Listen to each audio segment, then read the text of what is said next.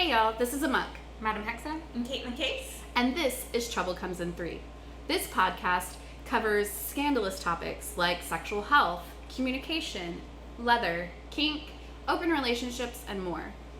If you're under 18, please visit scarletteen.com, but if you're over 18, join us and let's get naughty. So, today, don't you It dare. is never not I know! funny. I couldn't say it! I know Don't you she dare say it. I didn't say it this time. You didn't, but I can. I tried so hard.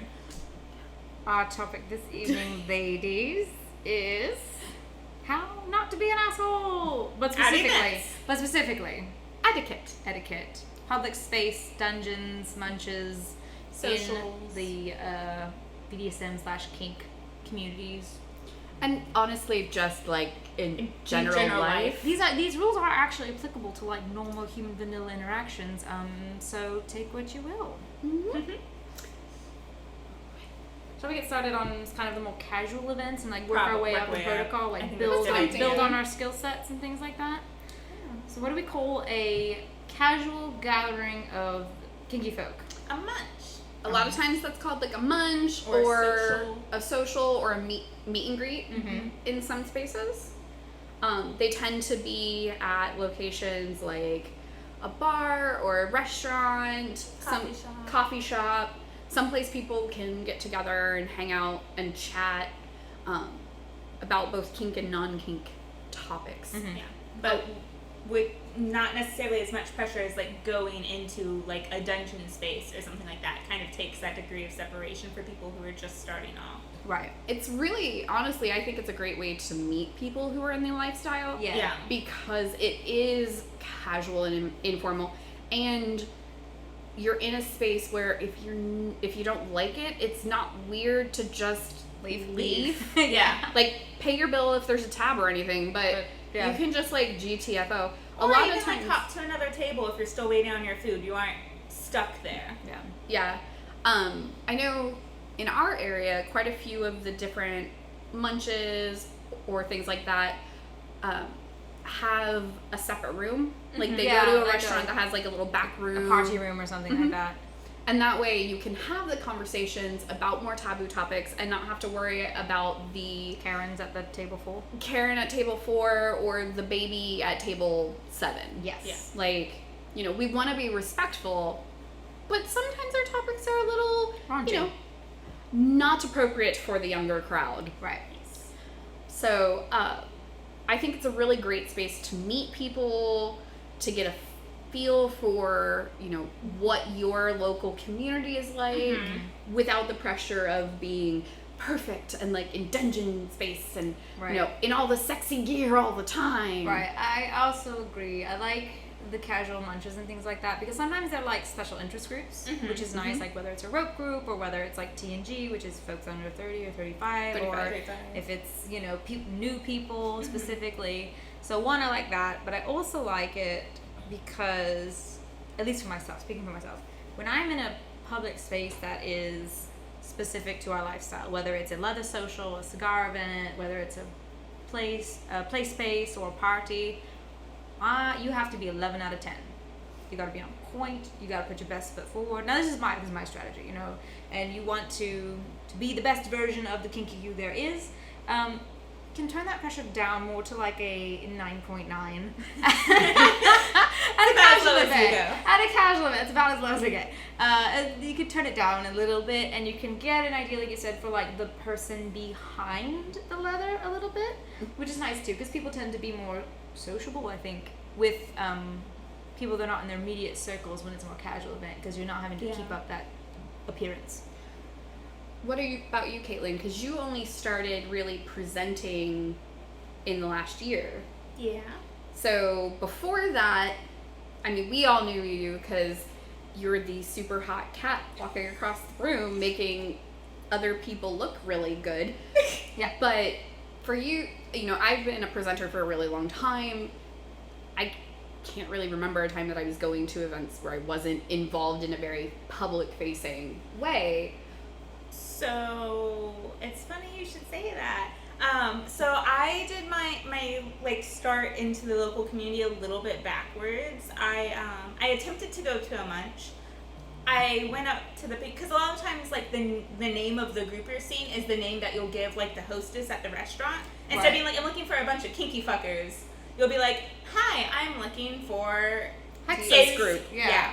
Insert like your city's chat group or something here, or something TNG, something that like the hostess doesn't always like going to be like, oh. Sometimes they use code names, like they'll tell you what to ask for, like, oh, you're looking for a book club, or like instead of like over the knee, they call it something else, you know, like Book Club Anonymous or something like that. So it'll be like either listed on the event posting, or when the invite gets sent out, if like you put you're interested, they'll then send you, this is what you asked for, this is who you asked for, or be like, oh, I'm looking for Red's group, or something like that. And so I went to one, I asked for, our specific one is a coffee time, and they were like, we don't have a party under that name. And so I was like, well, I don't know who I'm looking for. And so there were several parties of like 8+, and so I was like, it could be any one of them. And so I just ended up going I'm like, okay, table for one. Then like I ate by myself and left. And then and so instead, a few weekends later, I was like, you know what, I'm just going to suck it up. I'm going to go to the dungeon. And so I went to the dungeon first, and then a munch after, which people normally do it the other way. But I ended up finding them. So ours rotates restaurants, or the specific one I was going to rotates restaurants. On a monthly basis, and so I ended up going to another restaurant, found them, sat down with them. It was an okay encounter. It was a bit of an older crowd, which I expected, but it was kind of very closed off. I have been to some munches that are very cliquey because they meet all the time, and then so when you argue, it's really hard to like get in there. And especially in the city I was in, it's not very often new people enter the scene in that specific city. Right. Because it's not a bigger one. It's not the same city that the dungeon's in. I gotcha. And so it was a bit of a more... Like, I went for over a year and a half, and I think only one other new person came in. Okay.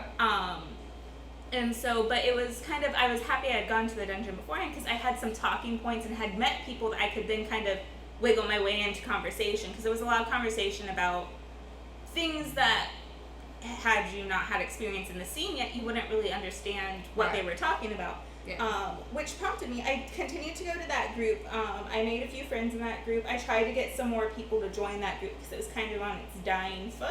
Right, try to revitalize it. And I ended up deciding to make my own munch in that area. It was labeled as a TNG munch, which is like the new generation and the next generation, depending on who you ask. It's, as Ma'am Hexe had said earlier, it's generally a 35 years old and under to 18 type group, and it's supposed to be kind of an area where new people feel a little bit more comfortable entering, because it's not people who have been in lifestyle 40 plus years that you're then trying to have to kind of prove yourself to, or feel the need to prove yourself to. Mine, it wasn't, I didn't cap it at that age. I basically labeled it as, this is a TNG munch, or if you're new and want a low pressure entry. That's the thing also with like the next generation. Like if you happen to be 37 and you're new to kink, I consider you new generation. That right, there are even some 50 or 60-year-olds who are just starting off in that thing. I was like, this is a place, you are the next generation, you know what I mean? Like, and I will say, not all TNGs are super hardcore about that cutoff. There are some that I know that like, even if you have been with the group that has been kind of your social group once for you years, age out, you're done. I am 37. I am not old, but I am old. But I'm 37 years old. I'm over their limit, but I have actually been able to go and teach at a couple of TNGs, and it's always with the premise, like, you're always welcome. It's a respect thing. They really started because the cliquey social groups were all older, and we're like, oh, these young people can't possibly know. Right. But we can't learn unless you teach this. And so, like, because I entered young-ish, I entered, like, the lifestyle before I went public with it, but I have been learning for years, and so it automatically is that well, she's just this young girl, like, Join she has nothing to say. Join the club, toots. Join the I will club, say toots. that's mostly, and I will also say that is heavily a heterosexual space problem. Yeah. Once I entered the gay scene, there really wasn't that stigma anymore. Then my stigma is I'm a woman, but They- that's a well, different. yes. That's a different. I can compete with that more than my age, honestly. Well, because in the gay community, there's a lot of you pass down your knowledge, and they've lost an entire generation of knowledge with the AIDS crisis. I've noticed they're a lot more willing to like speak to you on things. Yeah. And it's regional too, because Yeah. there are some places that in the gay leather community they feel like women don't belong, that we're usurpers of their traditions and we don't belong. Yeah, this is a very unique space. I've not particularly experienced that in this region. I have Yeah. not had that experience. I've had very positive experiences, but I think about back in Europe and other parts of the US, you'll get a vibe for wherever you're at. So it's definitely something to feel out. Yeah. So, what kind of etiquette should people kind of keep in mind when going to like the casual yet kinky spaces like that? So, I would say number one rule is don't out anybody. yes. Just because you're meeting a group of these people does not mean you can go in there and behave in a way that it is not appropriate for vanilla spaces. Yes. You are typically in a vanilla space. You have to, public consent is a thing. The person at the bar that you're meeting there in this group may not be out, and there may be people they know in this restaurant. Yes. So they may be going there under the guise that, this is a book club or this is a dinner party or something like that. And if you go in there too loud and too obnoxious and don't read the room, you could cost someone their job, you could cost someone their social relationships. So keep it to yourself and don't out anybody. That, and so I know some people feel more comfortable traveling to like a munch that's a town or two over. Some people don't have that luxury. Right. If you go and there's someone in your party that you personally know in vanilla life, don't make it awkward. Go up and be like, hi, I'm insert your scene name here. So I'd go up, hi, I'm Kaitlyn. Right. And that gives them that moment to know, okay, you're not going to just scream my vanilla name in front of all of these people. Right. And then they can introduce to themselves how they choose to be addressed in that setting.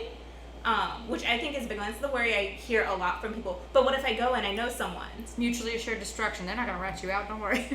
The other thing is that, so I had an experience, it's actually kind of a reverse, but fits in with this kind of realm, is I had known somebody in the kink lifestyle, and then I went to a holiday party in like an event space. Right. And it was not a kinky one. And I was like, hey, What? I don't know your name outside of that individual's name's fairly normal in the sense that it could be used as a Real name? like a legal name? a legal name, Everyday, everyday name. But I wasn't sure if that was their name, and I didn't want to call them out. Right. But I wanted to say hello. Please introduce yourself Yeah, to me because immediately. some people don't use pseudonyms, Yeah, and but so some people do. and I don't know who she's here Right. with. Yeah. It was a lot of people. It was actually a work function, so like Right, so definitely extra careful. right. And while we're in a restaurant, it was, hey, so nice to see you. I didn't realize you were with this group too. Mm-hmm. Oh, hey, blah blah blah. We skipped the names all together, and Safer. when it came up to like introduce me to her friends, I was like, oh hi, I'm. Do it, yeah. And- Get ahead yeah. of it. Get ahead of it. I used my first name as opposed to my middles. Right. Yeah. But that goes the same thing. I've also walked into restaurants or bars where we're there to have a social or a, munch, coffee time, and walked in and been like, oh, there's my boss. So many people listen. My favorite was like one of my high school teachers, like the year after I graduated. I was like, please don't be with this group. Please don't be with this group. Please don't be with this You group. graduated. What do you care? And the thing is, you can't tell whether that person, I didn't know, is my boss here dining because he's dining at this particular restaurant, or is he here because we're having this social and he came early and had some dinner? Yeah. You can Right. never tell. Yeah. I'm not gonna out him Yeah. and be like, oh, hey, are you here for the kinky discussion group And in the they'll be back room? like, are we? Like, I'd be like, I don't know, are we? I Right. am now. I didn't know that was happening. Damn. But Just play it cool if you know somebody. yeah. And if you do know somebody really well, ask them, what's your preferred name? Yeah. How shall I introduce you? Yeah. I've done that with you because I'm not sure which name to use. So I'm always like, how shall I introduce you is my favorite. Right. Yes. It's right up there with asking people their pronouns. Yep. Yes. It's just polite. It's just polite. It is. It really, really is. People ask pronouns. Let people know yours. Hi, I'm aemok. I use she, her, hers, or they. Yeah. Just normalize it. Yeah. Normalize it. I would say my other etiquette tip for like munches and socials and stuff doesn't necessarily go necessarily with the lifestyle, but it's tip your server, because they are overhearing some conversations that... Please tip them a lot, especially if you're in a back them. room. Please tip them. Yes, because a lot of times they only have your room for the 2 or 3 hours that the social is there. Even if you order water, leave $1 or $2 on the table for them. I used to run one of the poly groups actually in this area, and we used to have a back room at a TGI Fridays, and it was amazing because our servers knew us. Yes. Like we always took care of them. Whether our meeting was 10 people or 68. Yeah. We always took care of our servers. And they knew it, and we would get an extra level of care. Like, they would make sure the doors are shut when they come in and out of the room. They would make sure, keep the drinks filled. While they wouldn't normally do pitchers for normal service, they would allow us to have pitchers because we had so many people. Like, Right. And we always knew when it was a new server who didn't know because they were so green. Yeah. But ours... I mean, shit. Some of our servers ended up after they left, or like they would swap and have that night off so they could attend. Yeah, and that's the thing. And you'll get hit or miss. Sometimes it's better to be kind of hush hush on the servers, but you'll know once the servers are privy to what you are. When I ran mine. We went to a Steak and Shake because in that specific city there was nothing that had like a luncheon room.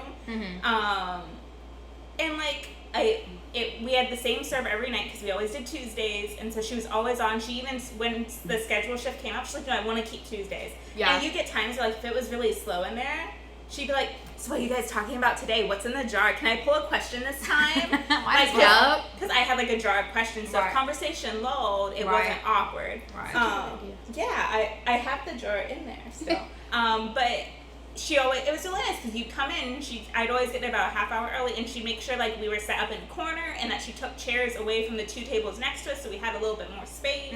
Because I had let them know that, hey, we're going to be having some more adult oriented conversations. If it's at all possible, we went on like a night that's normally really slow for them. Right. If it's all possible, can you at least keep like children in another section? Not near me.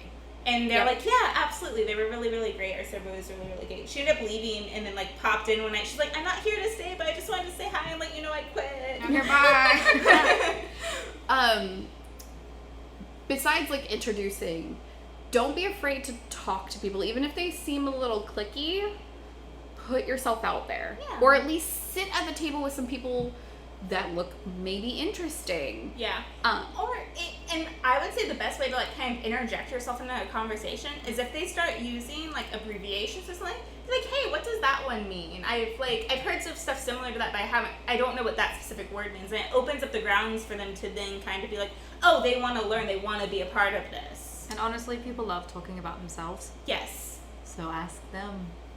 You can also message the coordinator or the group moderators beforehand to say, I'm new and I'd like to come out. Is there anything I should know about your particular munch? Yeah. Sometimes they'll introduce you to a few of the regulars ahead of time, like 15 minutes early. That way you have kind of that 1 foot in the door. But, so we got our munches down. So casual greet-ups. Now, socials are a little bit different depending on the nature of the social. Like, there's leather socials, there's cigar socials, there are just kinky socials as well. I feel like that's like the half step up, right? Because you can kind of, depending on where you're at, go a little more dressed up the part. So, for like munches and coffee times, it's normally casual discussion based. Sometimes there'll be like an educational twist to it, like a topic that everybody's talking about that night. Or at least like a discussion point of theme. And you're for the evening, mostly in vanilla-ish street clothes. Right. Yeah. Socials, like our leather social or cigar social, is kind of that one step up. Instead of going to the coffee shop, you're going to the bar. Yep. You're going out for cocktails that night or It's what. an excuse to get dressed up. So tends to be a little more dolled up. Mm-hmm. You might not necessarily see someone in like Full fetish gear. a jock and a hood and that's it, like in cuffs. You might not. Right. It Depends on which bar you're at. It does depend on what bar you're at, yeah. Yes.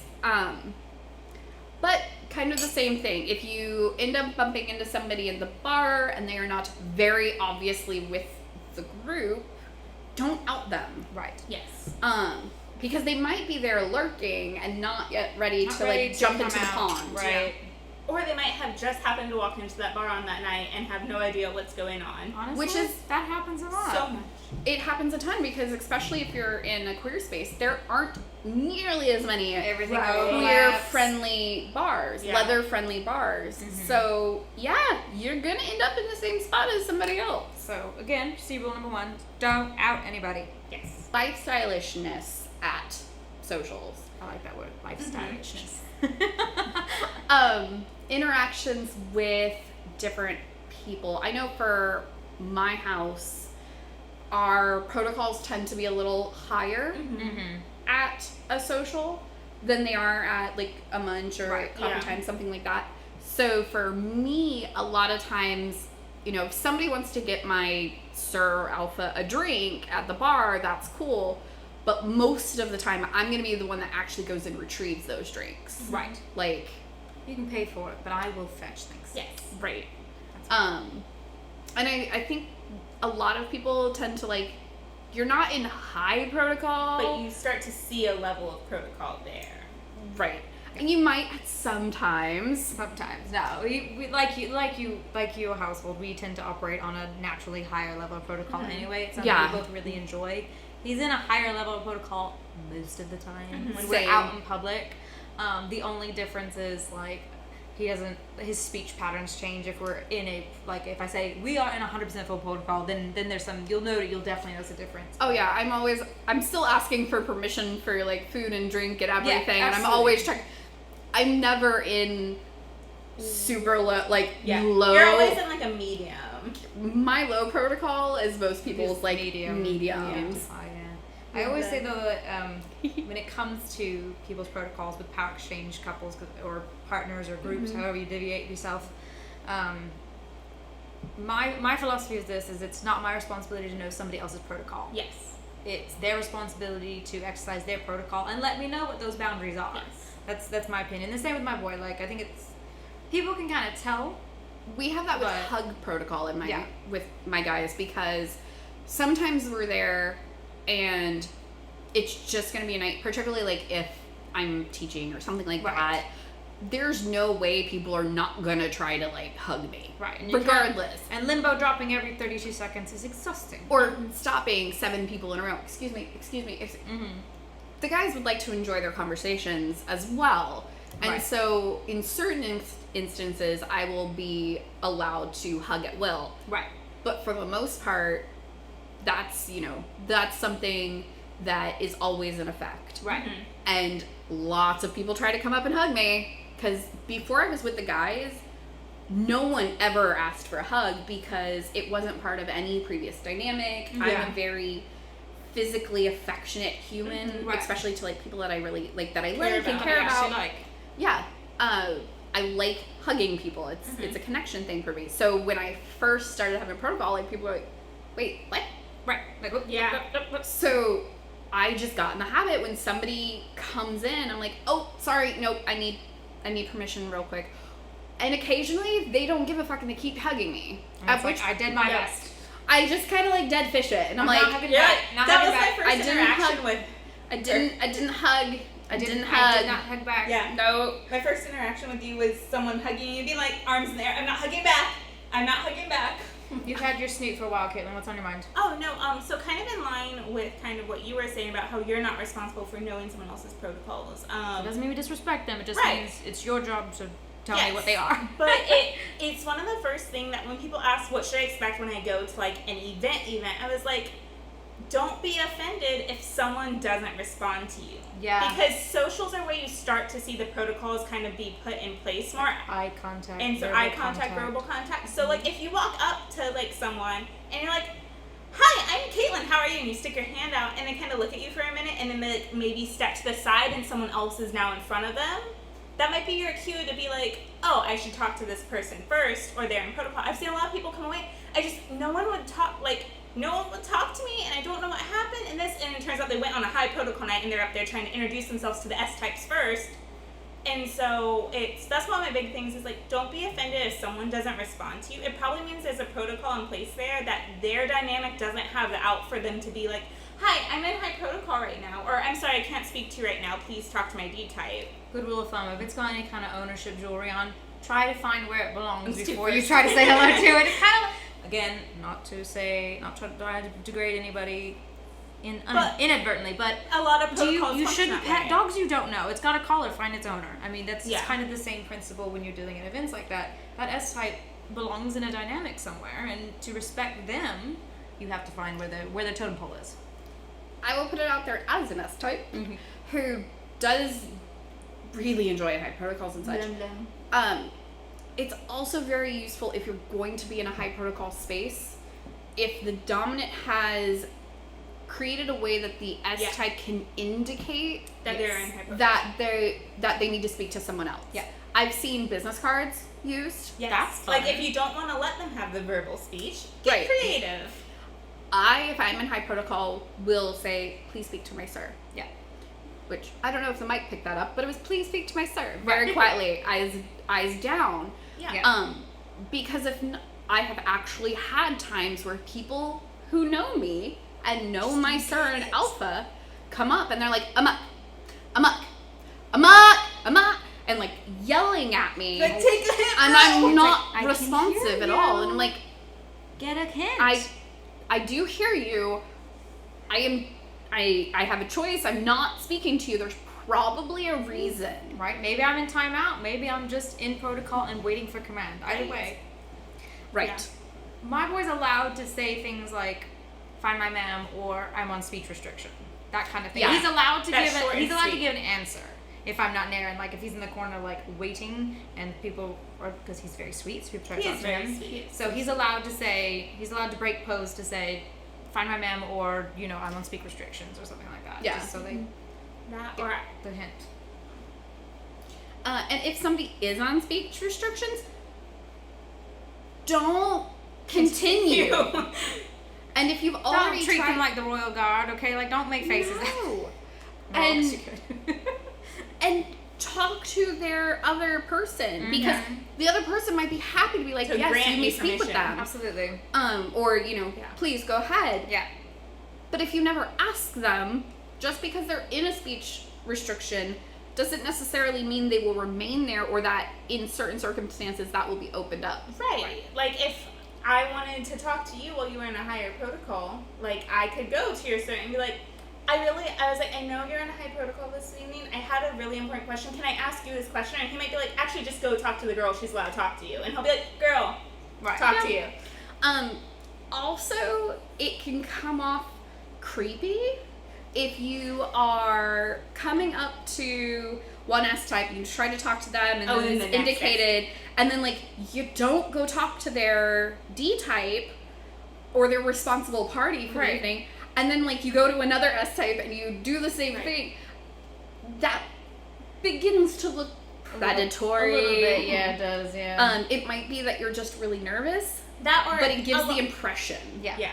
I will admit that I was notorious for going up to S-types, not because I knew they were S-types, but because generally they were that kind of softer demeanor where I was like, "Oh, this person looks approachable." Yep. Yep. And so, but it was one of the first things I learned is sometimes you're going to try to talk to someone, they're not going to respond, and that's okay. Don't take it personally. Don't take it personally. Like, let it kind of roll off your back. Because it's not you. It isn't. And like, I know people who use, and myself included in procrastinators, I know people who use high protocol as they're overwhelmed with a situation. They're going to enter high protocol, and then that's their basically excuse to kind of like shut the world off for a minute and take their time. Mm-hmm. So they might be completely unresponsive. Yep. So So, don't out people. Mm-hmm. And if you're approaching people and they don't talk to you for a number of reasons, don't take it personally. Yes. Let's move up on this list on... I've got another one. Oh, you got actually. another one. I wonder if it's the one that popped on our If you notice somebody, let's say their drink is empty or something like that, if that person has an S type, you can ask their S type, do you mind if I get your sir another drink? Mostly coming from like an S type to another S type where you think you might be on the S side of things.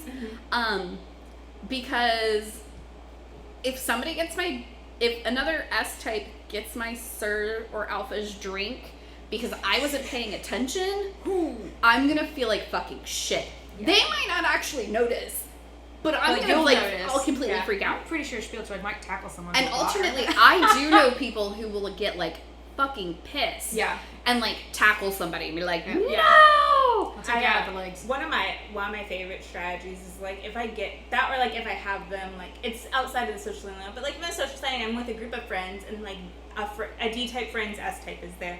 If I choose to get that person a drink and the S type's not around, I'll generally get the drink and then go find the S type and be like, hey, I picked, your sir asked me to pick this up for them, here you go, so that they can then go and be the one to present it to their That's good strategizing. I think that's good strategizing. Obviously, also works really well with like dinner parties or like guests at the house. That's more of a thing, more of a coordination effort, I think, on the S side of things. Yeah. You know what I mean? But for me, it's a respect thing. And it's a little bit like a higher level type thing. I think that's great. And that's definitely why communication at events, you know, whether if you're new or you've been around but you're maybe new to that event or you're with some people you don't know, talk to the people in your bracket. You know what I mean? Talk to people on your side of that fence and figure out how things work at that event. Like, is this an event where it's kind of public utility, where any S type can provide a service or be asked? Is this everybody's dynamics are separate? Is it something where it can mix a little bit? You know, you can always ask whoever is running this event kind of what the rules are.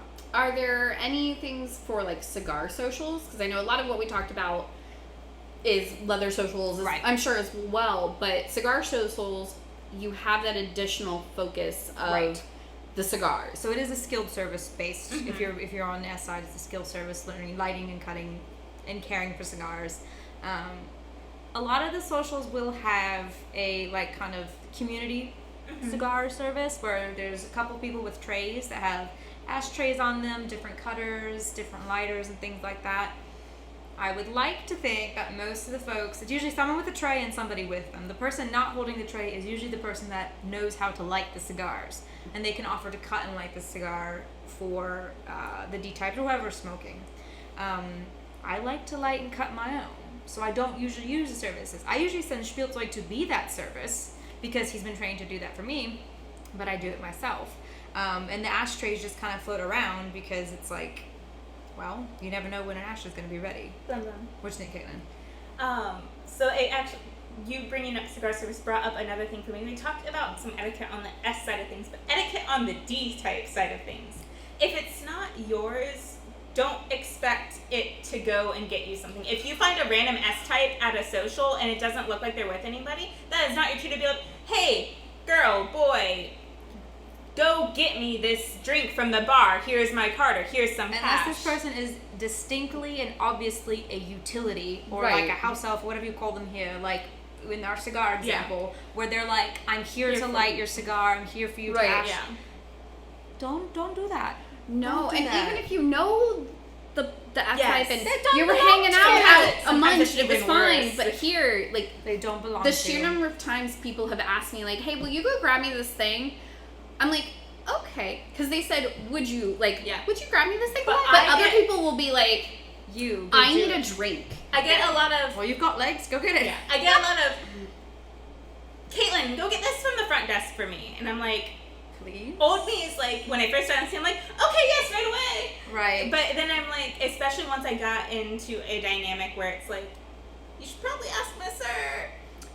That's a great strategy to say, ask my D-type. Yeah. I will absolutely respond with, did you ask sir? Did you ask alpha? Absolutely. Like, did you ask my guys? Because that's our responsibility. Our responsibility is to make sure you guys are not being misused and abused. Like, that's kind of like the kicking part. It's kind of the fun part, in my opinion, because now I get to go on a fucking rampage in a bar because someone was nasty to what belongs to me.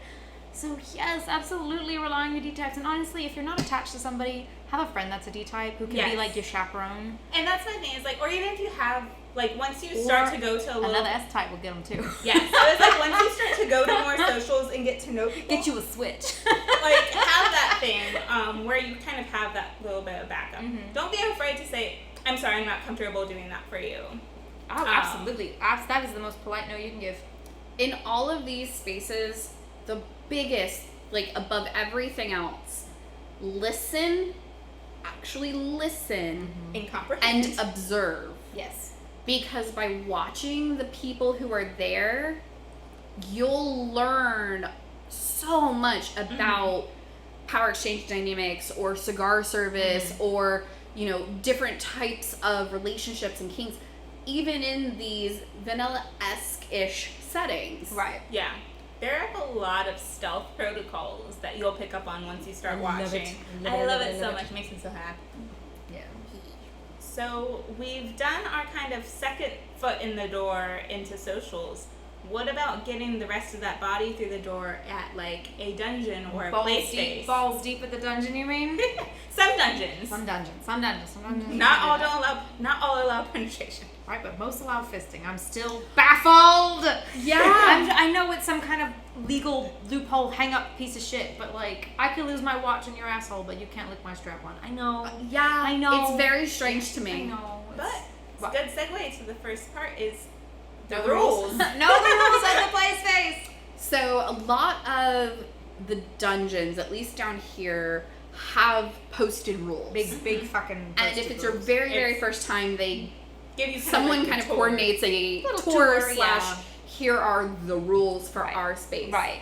I always recommend, even if it's your like 75th time going to that same place, Review the rules. Just review the rules. I don't need the whole walkthrough because I know where like the suspension ring is and the spanking bench. Like I'm good. Right. But let me double check the rules because different nights, different events, different we groups. go to different dungeons and they have different rules. Yeah. Some of them will be surprising in their rules. So some of the dungeons will allow everything, including sex. Some will allow everything up to, but not including sex. But as Madam Hexe said, they'll allow a little blurry sometimes. Yeah. The definition of sex will definitely depend on what state you're in and what county you're in and the laws for that space to be open. And in if that it's county. het, pan, or queer. Yeah. Yes, like that I too. definitely qualify me turning someone into a Muppet as sex. But legally speaking, apparently the county doesn't. No, the county does not. Kind of like when I was going to teach at that event that got canceled with COVID, and it's like, oh no, I had to be registered as a man because it's not sex if it's between, anal penetration is not sex between two men, but since I was a woman and my bottom was a boy, I had to be registered as a man because otherwise, legally, this is a sex show. I mean, what? It is definitely is that, but like, I had to register as a man because on paper, yeah. But okay. Yeah. Okay, we will We'll let that ride. All right. Yeah, I was a little confused myself. But that just goes to show you need to know the rules of your space. Yes. And if you're going to an event, generally they gonna will be upfront and tell you. because they don't want to get in trouble. Yeah. Legally. And they'll be very clear. Generally posters every 5 feet. And if you make an error, like I've done this at an event where it said no breath play, and I didn't consider it breath play. I like grabbed them by the neck to move them, but I touched a neck, so they're like, hey, I'm like, ooh, my bad, sorry. I've had that thing too where it was like they weren't choking me, but they were getting that pressure point that's at the base of your jaw, and their hand was close enough to my throat. They're like, can't do that.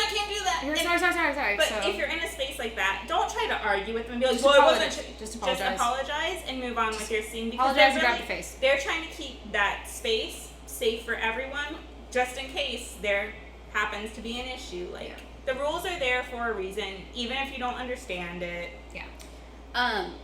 So generally, when you walk into a dungeon your first time, there's normally like a front office area that might have some toys for sale or registration, pasties and a registration desk, depending on where you're at. And then beyond that, the clothing situation will vary. Yes. Some of them will be you have to have all of the colored bits covered, so tops and bottoms, depending on what your plumbing situation is. Other spaces are completely nude. Right. Again, they will let you know. Yeah. And it'll be kind of easy because when you walk in, if it's a full nude space, you might see some naked bodies. Don't be alarmed. Right. I would say if you're your first time out there or an early time out there, don't ask someone who's currently singing a question. Yes. Always Like, give the don't same interrupt. space. Does that hurt? Yes, and if you don't shut up and go away, I'm gonna fucking make it hurt on you. Right. Yeah. Don't interrupt. I wouldn't actually do that. Consent matters, Right. but don't interrupt somebody who's praying. Yeah, Don't do and that. so if it's their first time going to sing, a lot of times they'll be like, hey, there's a delineation between the kind of social space and the play space. Yeah. And also, right after they're done playing, if they're like getting off the like spanking bench or something and being walked to like the aftercare area, Don't that's bother not your them time then. to be like, hey, oh my god, I loved your scene. It was so much. It was so hot. How did you do this? Wait till Give the light. them Wait till the space. light comes back to their eyes. what I normally do when I'm trying to, like, if there's somebody I'd really like to speak to, but they've just scened, or, you know, they've been in aftercare, which is that's that space and time right after a play scene. Kind of bringing you back to reality a little bit. Right. I will stand within eyesight, but at a Non-creepy. safe distance. Yeah. Non-creepy. Non-creepy. I'm not like across the fucking building, Yeah. but I'm also not like sitting in their lap staring at them. Like, when are you gonna be done? Like, Yeah. I might be at a table nearby or something like that, and just kind of like softly making eye contact in the space, Right. in order to catch either the D type or the S type, whichever one is responsive. Up, yeah. And the thing is they will respond when they're ready. Yes. Right. Now, if they start to get up and start to move away from that aftercare spot, then you could approach. That's a But good you time want to to make go. sure that you're giving them the space to decompress, process, come out of it, because you'll have a way better conversation with them. Yeah. Yes. We should do an episode on like the biochemistry that goes on during play scenes to Yes. kind of really explain to people why a lot of people need this decompression time. You know, Yes. it's got a lot to do with like stress hormones and adrenaline and things like that. Yep. We'll do a whole like nerdy science on like the sexy science that is BDSM. But don't interrupt. Yeah. Don't interrupt and don't jump down their throat when they finish. One of my favorite like techniques is if I've been in there and like I've seen them socializing with a group of people, or a lot. Some places will have tables, like the one that I go to a lot has tables that Right. can seat like 6 to 8, Right. and so people will kind of conjugate in groups. If someone's been conjugating with a specific group and then they go up and play and I really like something, I might go up to the group they were sitting with, introduce your myself, in, yeah. and be like, "Hi, I noticed that the couple over there was with you. I had some questions about their scene. Do you think that you could let them know when they're ready? Could you introduce me? Couldn't you introduce me? That's a good could I strategy. sit with you and then like talk to you guys about it, and then they come back? It gives you kind of that one foot in the door without having to kind of have that weird, for some people, because it works for you. I would be petrified to do that because I never want to seem imposing. That's because you never make eye contact with people That too, unless I they're can't. about to murder you. Even then, AKA it's Hexe. shoddy. Yes. Right. But yeah, so if you're not comfortable with eye contact, that can be a nice way for you to kind of get your foot in the door and let people know that, hey, I'm interested in talking to these people. I saw that they were spending a lot of time with you. Could you introduce us? I've actually had people do that to me now that I'm thinking about it. Like, I've been to public spaces and had a scene or whatever, and people Like that an had hour later. well, people that had been watching the scene kind of took my seat at my table, and I was like, well, I better fucking move when I come back because that's my damn seat. My stuff is there, and I got all bent out of shape. But when I came back to the table, they moved, and one of my friends, another femdom, was like, "Oh, this is so and so. Let me introduce you. We've been chatting or whatever." So I'm like, Yeah, so I'm gonna use that that's strategy. one of my favorite Yeah. techniques because it's a very low pressure kind of interaction. Another low pressure one is to talk to the DM. Yeah. Yes. A lot of spaces will have a DM. Now, if you play Dungeons and Dragons, It's basically the same thing. it's actually kind of really the same thing. It's the same thing. It's Dungeon Monitor as opposed to Dungeon Master. Right. It is Monitor, I promise you. But there are people who are keeping an eye out for safety and make sure flow, make sure, you know, one person isn't having a 4-hour scene on the only suspension point in Right. the building, Right. things like that. they oftentimes, especially at some of the bigger education-focused dungeons, will be knowledgeable, Yes. Right. at least on the basics of a variety of common kinks, especially so they know what to those look out for if there's danger. Basically. Right. Yeah. They also are there to kind of talk to people. Yes. And so you can ask them a question. I know my very first public scene was actually done with a DM at a local dungeon. Yeah, almost all of my scenes outside of Dynamics have been with DMs. Not while they were DMing. Right. They but were no, off the no, clock. No, of but course. like, Yeah. I have not. I usually interact with the DM if I'm gonna have open flame. If open flame is allowed, I usually let them know I'm gonna have open flame. And that way they're not like, fire! You know, if they see it in the corner of their eye or something like that. Yeah. Or I will usually let a DM know because I have practiced CNC within my relationship. So if he's crawling away and I'm dragging him back, that's usually a red flag for a DM to be like, they're done, give them the space. But if you give them a heads up, like, we're doing a CNC scene, so that it's gonna look Worse than it is. it's gonna look worse than it is. I like to give that heads up if that space kind of allows that sort of play, which is the other caveat to and it.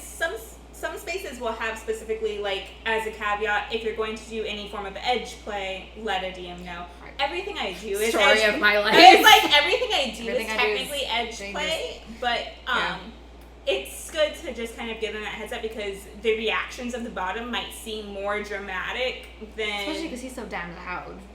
Same, bro. No, you do shriek. I do shriek. No, it's fine. You just shrieks. I'd let people know, like, she shrieks. I'm sorry.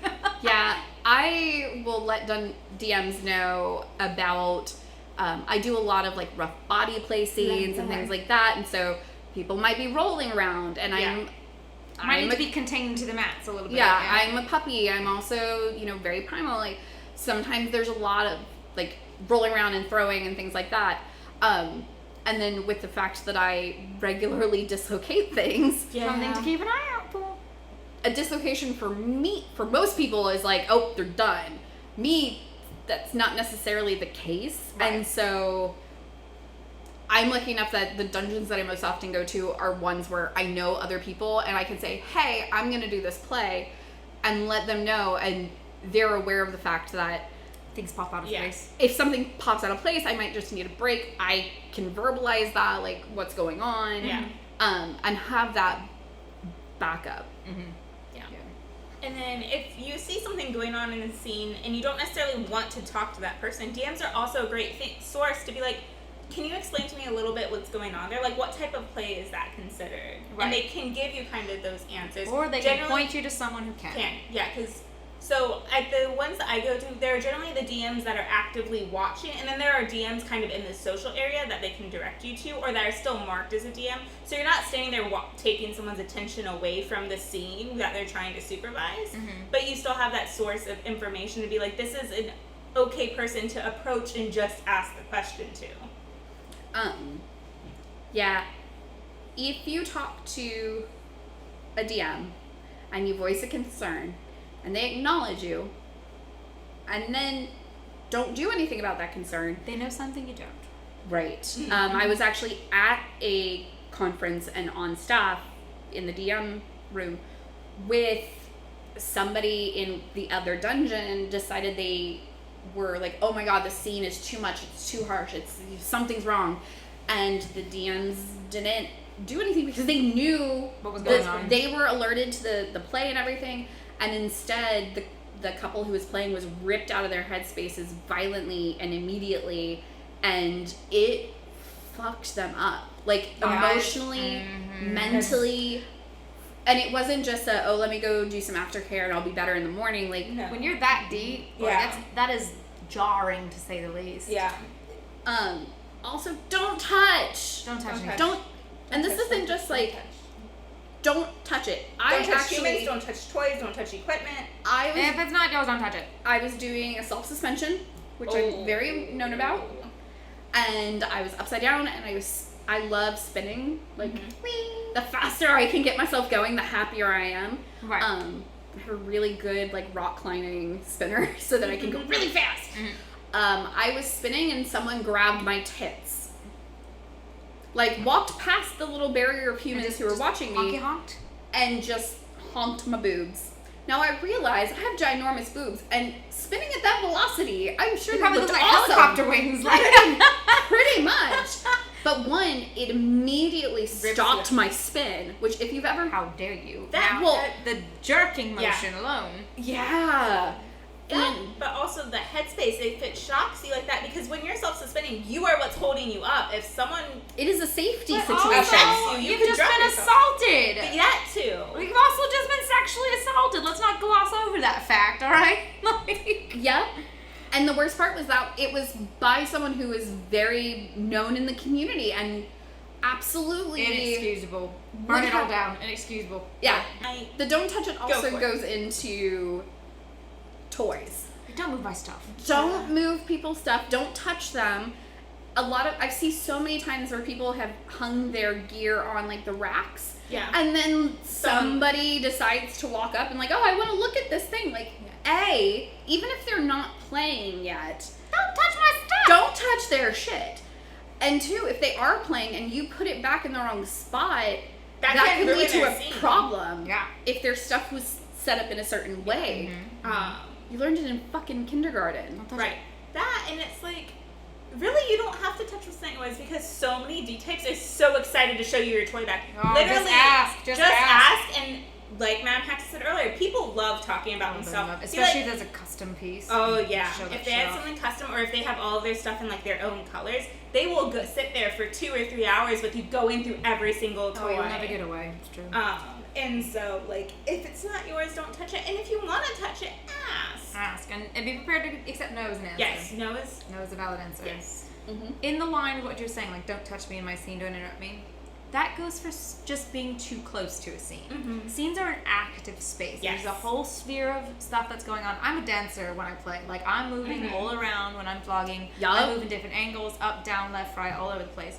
I have an imaginary sphere around my space that's a certain number of feet for that reason. Yes. If you are too close and you get caught in my backswing and get clocked in the face, That's your own fault. that's your fault. You were in my space. And I will not stop and I will not apologize. And most DMs will be like, Most- sorry, yeah. you were in their What is space. it? Is it like 5-6 feet in the States? Normally, It's kind of like normally, keep that yeah. distance Probably away. like 5 or 6. 5 or If 6 somebody's feet. using a longer width, they'll keep a bigger wider space right. in the back. But, you know, generally speaking, like 5-6, 2 meters You of can space. still see all the Social action. distance. You've been that in shit. quarantine long enough. Of course, You don't know what 6 feet is well, now. this is Florida, so they fucking Well, don't know what that's 6 feet true. is. But generally speaking, Other keep places. the 2 meters away. Get out of my space. You're gonna get clocked, and it's your own business. I have absolutely spun my bottoms in suspension with their permission. Like, they knew Right. what I was about to do. Spun them. And, like, So that they hit someone? so that they kick somebody Yeah. or they, like, smack somebody. Get out of because my people space. get really close. And I'm like, Get out of my space. this person is horizontal. That means they're taking up, like, a 5.5 to 6 foot space. Right, and If I spin them and you are within that space, too bad. and I will generally give like a warning if I see it, Yeah. Like back up. and I do it very quietly so that because I don't want to fuck with my bottom if I don't have to, like fuck with their headspace. But yeah, no, if they are, I've also done it self-suspending. Yeah. I told somebody stop kicking themselves. Yeah. True. But the punchline, don't touch it. Don't talk to it. Don't be near it. Yeah. I know that sounds like really extreme, like how can I meet people and how can I have a good time? I promise you can do all those things and still have a Most good time. people's scenes run between 30 minutes and an hour. Right. Yeah. Right. Sometimes they're a little shorter, sometimes they're Yeah. a lot longer. Right. But most are half an hour to an hour. Right. Especially in Boy- a public space. Yeah, especially in a public space because they have like time limits on The equipment. usage. Right. Because you only have so many horses, you only have Right. so many points. Right. But respect that like 30 or 40 minutes they're busy. Yeah. Right.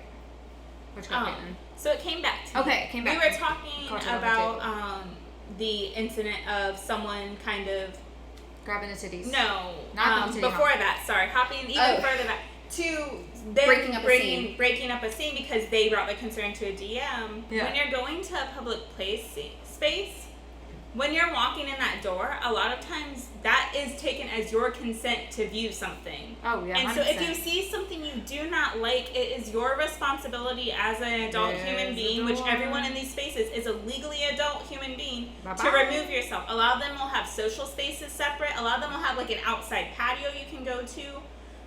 It's not the entire dungeon's responsibility to stop what they're doing if something negatively affects you. Mm-hmm. If it's coming from a place of you don't understand what's going on, you can probably ask a DM or someone, be like, they're really screaming, why aren't they stopping? And they can kind of explain to you, some people, that's their reaction to pain. They're really enjoying themselves. You're going to see them in 15 minutes laughing the fuck out of, like... They're just loud. They're just loud. And so it's not your responsibility as a human being to stop their stuff. Right. That's what the DMs are there for. Right. I have had I only had one negative experience at a dungeon that was DM related. But apparently I was not the only person that had issues with this particular DM at this particular location. That individual was coming after all of the femdoms that night, and that individual identified as a woman. So also I felt equally insulted by it. I mean, I'm like, look, just because you were troll tits doesn't mean you gotta take it out on me. But I've played there before. It was my boy's home dungeon. Cool, we're there. They know him. They know his reactions and things like that. Cool business. Having our scene, and it was a heavier scene, per usual. And we were ramping up to like what kind of would have been like the finale. And we've got the chainmail flogger out at this point, and he's kind of on his hands and knees, and he's beat up, sure. And they have a very strict, no blood, no bodily fluids. Fine, cool, no problem. And I'm literally in the back swing, and this DM comes rushing over like, you have to stop, he's bleeding. And I'm like, I'm sorry. What now? And she's like, look there, he's bleeding. He has a little zit on his butt that is red. Not open. It's a zit. Not open. I'm like, that's a zit. No, he's bleeding. You have to stop your scene. You have to sanitize this whole area. I was like, well, no, I don't. I mean, I'm going to clean the cross and stuff on the floor because he's touched it, but not because he's bleeding. My only bad experience. And I was like, I asked a couple people, I was like, is it not bleeding? I asked a few other people after the DM like fucked off, and I was like, is he bleeding? Like, is it the lighting? Can I not see it? Yeah. I'm looking at the toy, like, did it cut, There's no blood. It's a zit. There's no blood. The zit's not even open. It's just red and angry because I hit his butt with the chainmail flogger. No, what was probably a little zit was now angry and red. And and then I saw throughout the rest of the evening, I was like, well, I guess now that I have like sadist blue balls, let me just gather up my shit, I guess. I was like in a bad mood the rest of the night. Well, because it fucks with you. It does. You're in the middle of your connection with your partner, and then all of a sudden you're pulled out, and you're like, but I don't understand why you're stopping me. Like I didn't break it. Yeah, and then he's messed up because he's like, he also has like bottom blue balls basically. Yeah. Where he's like, are we stopping? Like, what? Are we done? Because he's in a different planet trying to figure out what's going on. I'm like, we need to apparently clean up our stuff and move because you're apparently bleeding. He's like, where am I bleeding? I was like, I have no idea. But the troll over there says you're bleeding, so we have to leave now. But we watched throughout the rest of the evening, and the only people that individual interrupted were femdom couples. And I'm like, I don't know what your problem is, Toots. I don't know what your problem is. But that was but normally DMs, I've had good experiences. I've never had somebody be like abusive power kind of thing, but it does happen. Other than that little troll, I guess. I had, most of the time DMs have been great. And DM interactions have been great. Mm-hmm. I have had DMs stop me while setting up for rope. Setting up for rope. Like getting... No, I know what setting up is, but I was like, you haven't even started yet. No. What would you possibly be did not even start. The sheer number of times I've had, and I blame this on living in the south-ishness of Florida. Darling, I could do that for you. Do you need a top to show you how to do this? And I was like, the best part is it's not always that I'm setting up to do a self-suspension, which no, I don't fucking want you. If I wanted a rope top, I would have used any of the ones I normally use. You're like, I am the top. And B, sometimes it's I'm setting up for a scene where somebody else is going and getting dressed or peeing because I don't have to come out of rope later. No, bitch, I'm good. Just because I've got tits and a vagina does not mean that I need generally those have always, and in fact actually every time that has been a cis male of a particular skin tone who has decided that they need to offer their services to me because if I can't reach it, I'll let you know. But I will jump first. it's a fucking chair! Right, and like honestly, the dungeon that I go to in front of their suspension rig, they have a chair. So if you're of the vertically challenged, you can just pull the chair over, hop up, put your ring on, and then put the chair back. Even in the rope community, I've personally not experienced that. But I know it happens. They were all not the time. in rope dungeons. Yeah, but I'm saying like we've talked about the misogyny that is of most BDM play, but particularly with rope. Yeah. That I haven't had. I have had, like I said, like the example before, and a little bit of like I'm in a scene and working around, and somebody like the as you said the tool, the hanger, where you're hanging your tools and all that. Some man was like, Are you done with that? That's my fucking stuff. I'm done with you though. Get out of my space. Like what? Yeah. No, I'm in the middle of fucking something. What do you mean? Am I done with it? I'm literally actively taking shit on and off of it. Yeah. I did. So what other things can we think etiquette-wise for dungeon spaces or party spaces? I would just say, kind of referring back to the social, the don't be offended if someone doesn't talk to you. Generally, the protocols are even higher at a dungeon, or they have specific nights where there are different protocols or events going on that will change the way you interact with people. Most of the time, they will let you know if it's one of those nights. Check the rules. And so, kind of along those lines, personally, part of my etiquette is letting the DMs know the type of play I'm going to be doing, because with my previous partner, I would literally could be kicked on the bench, moving the bench from one end of the dungeon to the other.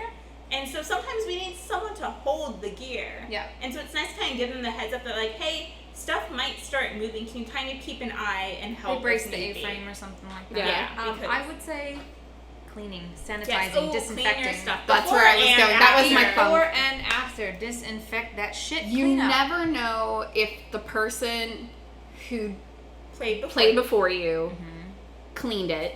Yeah. Unless you literally stood there and watch it. And even then, I'm not always, like, I'm going to wipe it off. It's not done to my standards. And after you're done, you want to clean up. You know, I think Corona has really made people more aware of, like, keeping things sanitized and stuff like that. In the kink community, that's, like, always been. You're on a bench, you clean the bench. You're kind of like the gym. Fucking A. I hate the gym. The gym is a terrible example. It should be a good example, but I always like that shit. Yeah, but let's be honest, most people don't. One of the gyms. That's why you get MRSA at the gym. Is because most people do. One of the gyms that I went to for years and years and years, and still go to sometimes, did have a case of MRSA, and they let the entire population that uses that space know, and people still don't fucking do it, which is why I don't go there anymore. But.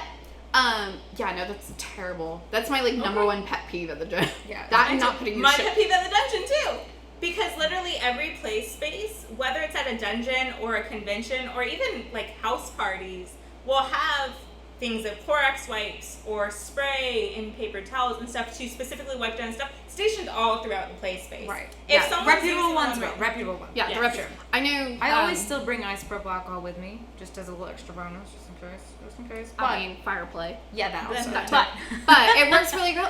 It's also great disinfectant. Yeah. Most of the time, there will be something like the little tiny trash can and spray bottle. Either spray bottle and paper towels available, and at some spaces there will be a bottle of like Clorox wipes or something similar at every single station. Yep. Yeah. That way you don't have to find the box. Yeah. And with that, with cleaning up your shit, putting your shit away. My number 2 thing that pisses me off in dungeons and the gym, put your shit back. If you borrow something, I know that there are some dungeons that have some toys that you can play with, that you can borrow, loaners and things like that. Clean the fucking loaner and put it back. Don't take it home with you.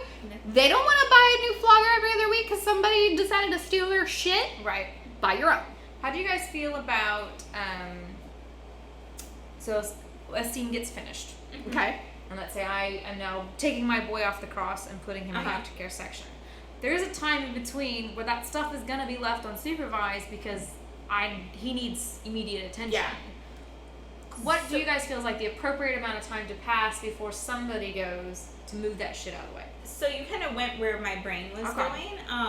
So for me, I've seen people either.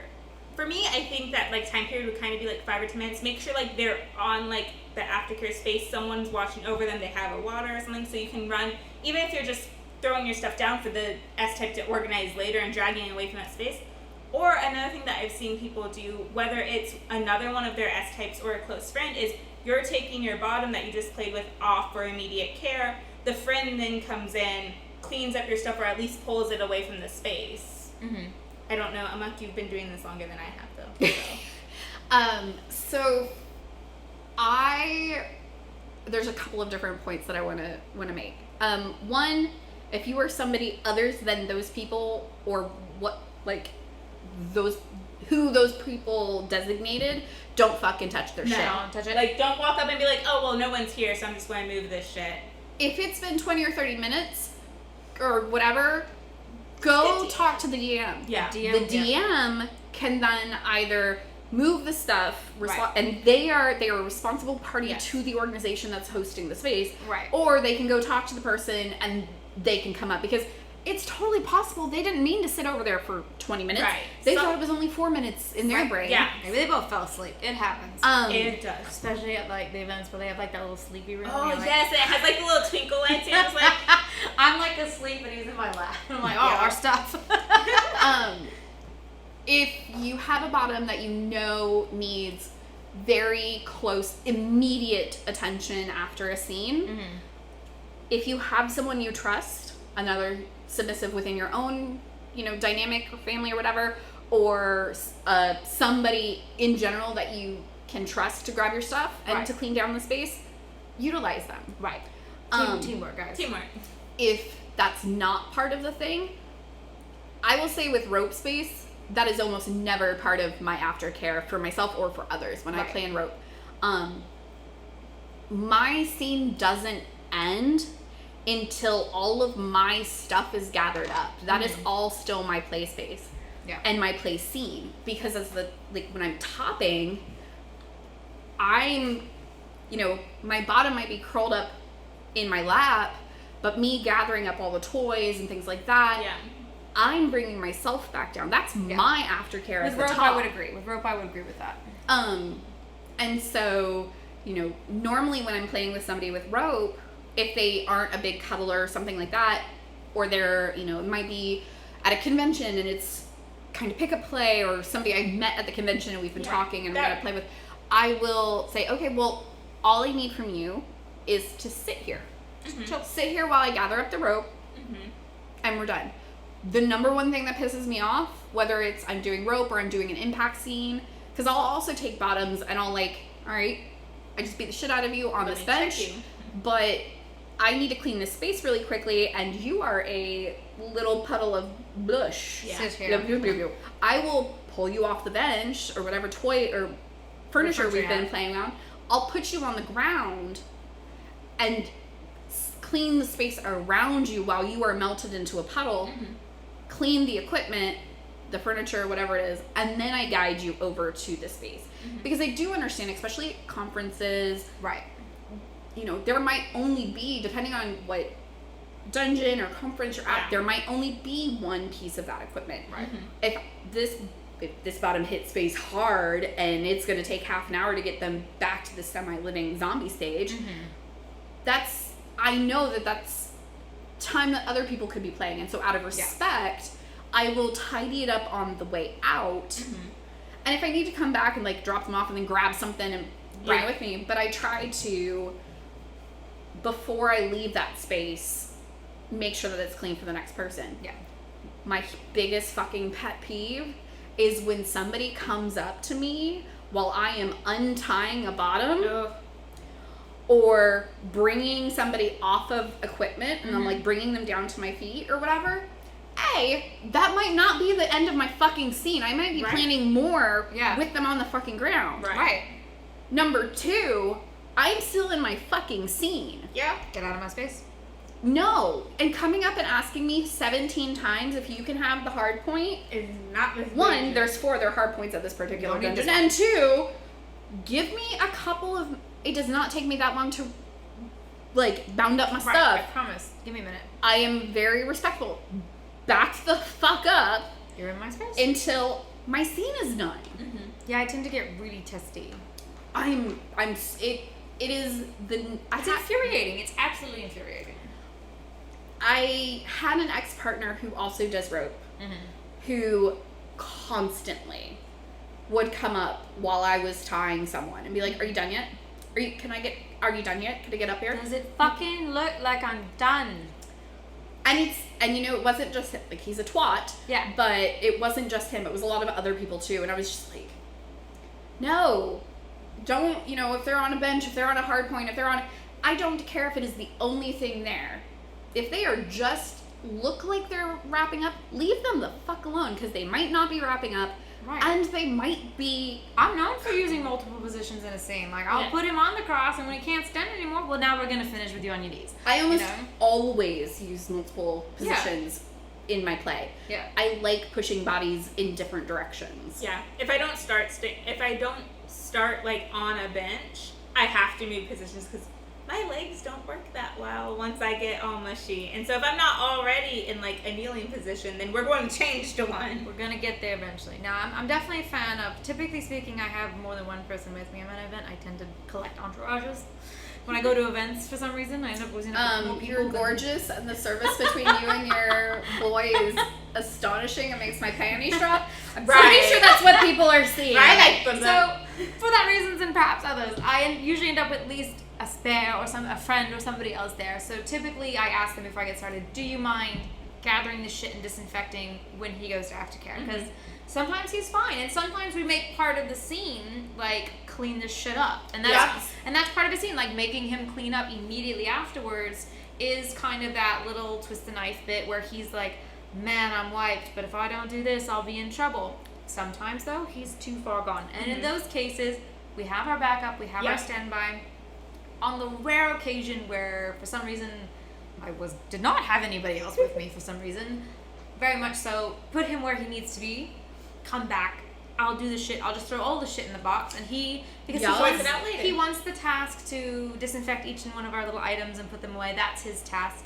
Fine, I'm throwing them in the trunk for now, and just move the fucking trunk so that people can have the space. Now, when we go to dungeons, like on the local dungeons, like for Film on Friday, typically very small crowd. There's nobody waiting. And sometimes we're the only people playing. So in those cases, I feel a little more leisure to leave it, sit with him for 10 or 15 minutes, and then go get the shit. But in high traffic, absolutely. You've got to move your stuff. You can read the space. Yeah. And if you are a top or a bottom, and you know that like your partner is going to need a couple of minutes, it might take a little extra, you can always go to a DM and say, hey, I swear I'm coming back for my stuff. I've just got to get them settled in. 5 minutes, I will be back, And as long as they know, most of the time they're kosher. Yeah, for sure. So, sorry. I don't know why that brought up, but it brought up another one of kind of like the basic etiquette rules for dungeon spaces, but really any spaces, is we are kind of like, going back to the beginning, the don't out anybody, but also like the kind of anonymity. I think that's anonymity? Anonymity. Nailed it. I feel like Zemo. Anemone. Anywho, that is pictures.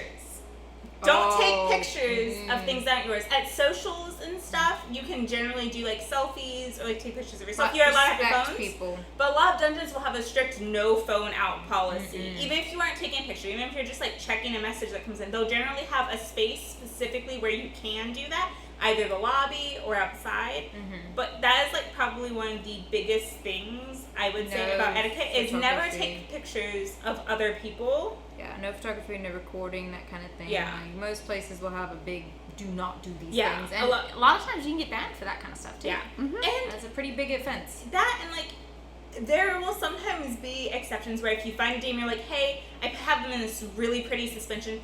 And generally the DM will take your phone, take the picture to make sure no one else is in the background. Yeah. Or specific dungeons might have nights that are specifically for doing stuff for photography purposes. Yeah. And people have to sign a separate waiver that by entering the space on a specific night, you are consenting to possibly being caught in the background of something. Right. But yeah, that was like my kind That's of a good like point. That's a good point. last point of like, oh, by the way. And if you just aren't allowed to, suck it up. Yep. Keep it in your mind. Phone. You don't Right. need your phone. Go to the lobby. Experience it. Experience that moment in and of itself. Cell phones have given us that need to have like immediate holding pictures of everything around us. Contact or whatever. And like, since I am the crone, I grew up with actual cameras and like. Same Tutson from Europe, remember? Oh yeah, you are from We're Europe. behind. My grandma was a photographer. I grew up with black rooms. But like, you know, you went to CVS or it wasn't CVS back there. It was Eckerd's or Walgreens. Yes. Oh yeah, and you had to wait. Yes, And you had like and you had to Yeah. wait. You're like, oh, I'm so excited to see what I got, and then half of them are blurry. And so you Film didn't, rolls, yeah. you didn't have that. Nowadays, we're like, oh, I have to get a picture of this. It looks so cool. Like, that's instantaneously. awesome. However, everyone Not the else's space. privacy is more important than this one pretty moment. Absolutely. Sorry. Yeah. So just to recap, don't out people. Yep. If you talk to somebody and they don't respond, they're probably in protocol. Don't get butthurt about it. If it's not yours, don't touch it. Stay the Whether fuck out of it's my space. A person, Item. Or item, device. or whatever. If it's not yours, Don't touch it. blanket, don't touch it. What do we say? Stay out of my fucking space and don't interrupt scenes. And that includes aftercare time Yes. and cleanup. And clean up your fucking spaces. Yes. Don't be dirty slobs. Don't be Don't dirty. stir yourselves. We love dirty pigs. We don't like dirty slobs. Perfect. I like it. Anything else we want to add, ladies? Have fun. Yeah. Roll with the punches. Take everything as a learning experience. I know COVID is making it a little difficult to like Right. explore some of these But places when in it person, opens but you're back gonna be up, so you will get your prepared. chance. You'll be so prepared now. So, yeah, I think those are all my like big first time going out. Well, And try it twice. Try it Try twice. it Try it twice. Try it twice. All right. Well, in that case, remember, Trouble comes in threes. and get fucked publicly.